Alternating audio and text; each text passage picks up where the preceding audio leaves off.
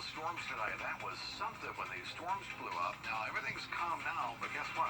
We have more storms coming up for tomorrow. We'll look at your full forecast straight ahead. Right now on News Channel 6 at 11, a tradition unlike any other is about to see a season unlike any other.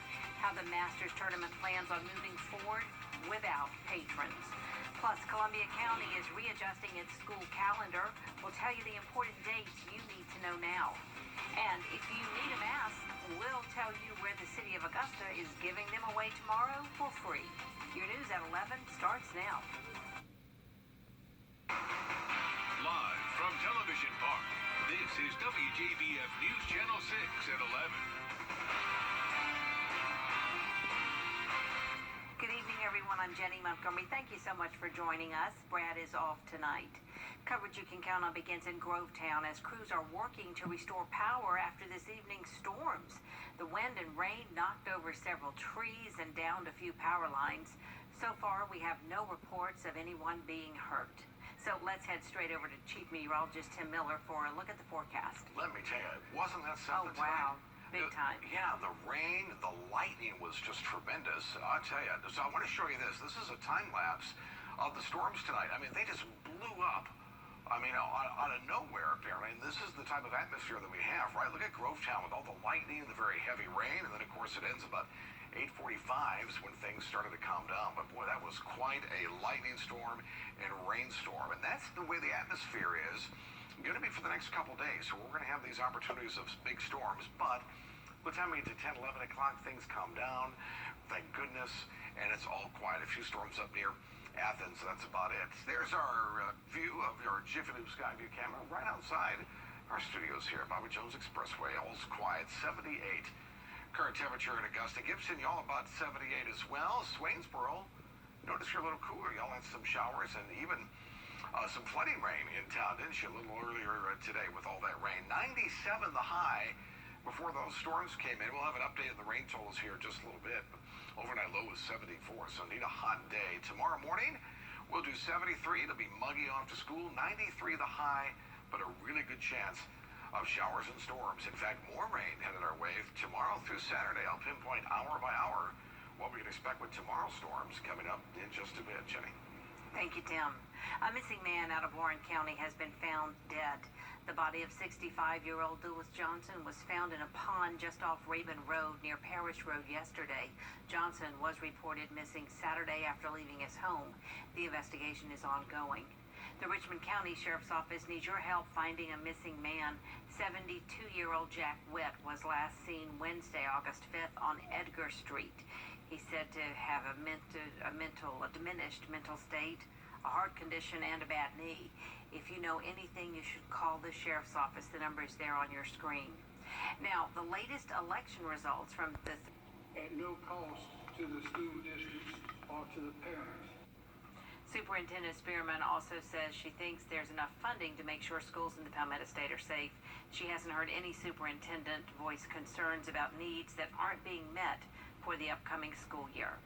Looking ahead to tomorrow when the city of Augusta is handing out free masks and hand sanitizer. The giveaways will be going on at several different locations tomorrow and Friday. Those include the Salvation Army on Green Street. That's the Center of Hope from 8 until 10 a.m. and the Golden Harvest Masters Table Soup Kitchen on Fenwick Street from 10:30 a.m. to noon.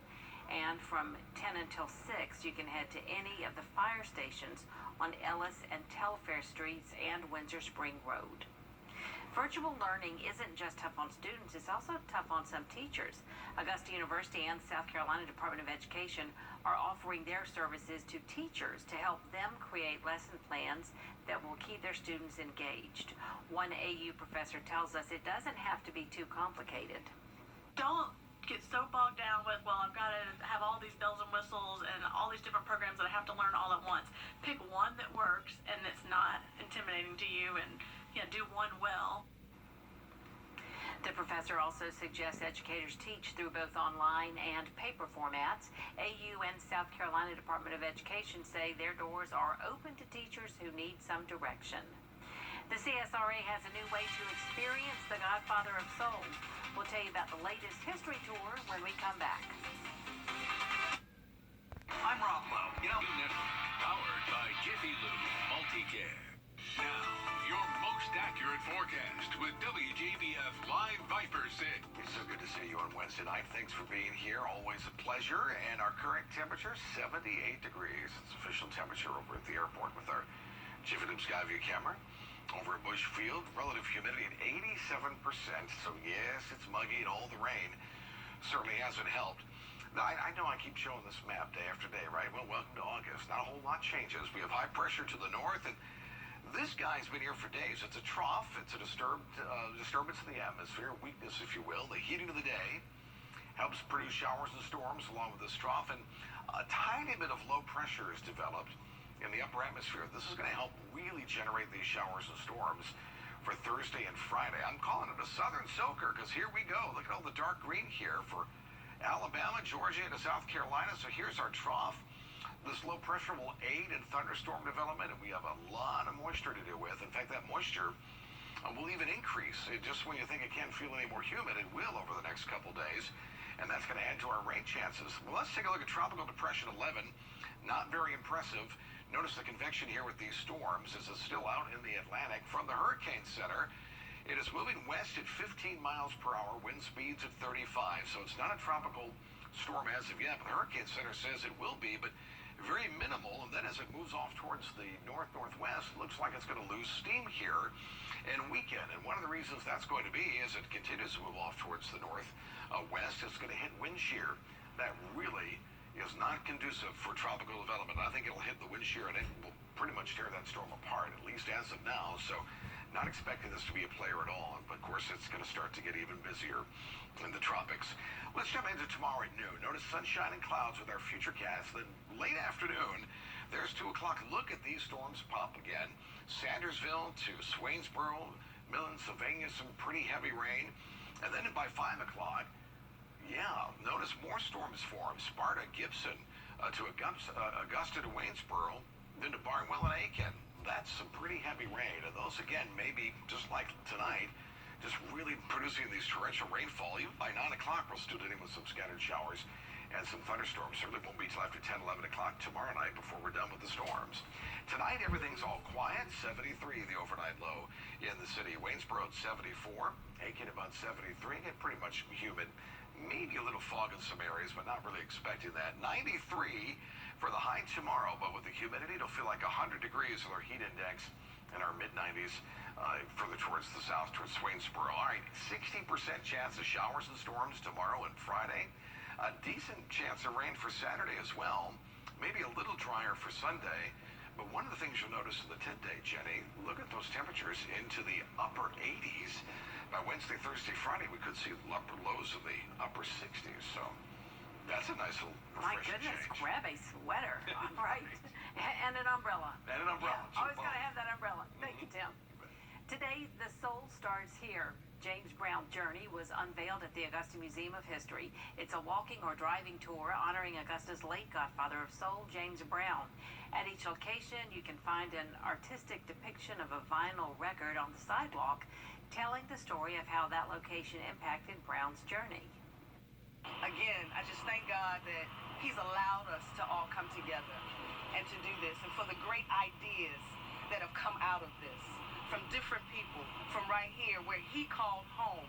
He went all over the world and called Augusta home. So from home to give Him the honor like this. There will be a QR code at each location, which leads to an audio tour narrated by friends and family of James Brown. A printed tour brochure can be picked up at Augusta & Company and other select locations. Presidential hopeful Joe Biden has finally announced. Now, WJBF sports coverage you can count on. As we noted at the top of the show, big news for golf fans around the world, and certainly here in Augusta. No patrons or guests allowed at the 2020 Masters Tournament. The tournament's still scheduled to tee off November 12th through the 15th. but it will be much different. Won't be any roars for great shots or big changes on the old school leaderboards. And in November, there probably won't be any azaleas or dogwoods either. We already saw the year's first major played without fans at the PGA Championship last week in San Francisco. Augusta National doesn't release official attendance numbers, but most estimates put it around 50,000 per day for practice rounds and 40,000 for tournament days. Earlier, we heard from 2007 Masters champion Zach Johnson. Here's reaction from others on tour. It's so special that what will it be like? Will it I don't know. What will the experience be like? I mean, it's the one place I truly feel like, you know, the players are rock stars. You stand on that first tee and everybody pays attention to the golfers that are in front of them,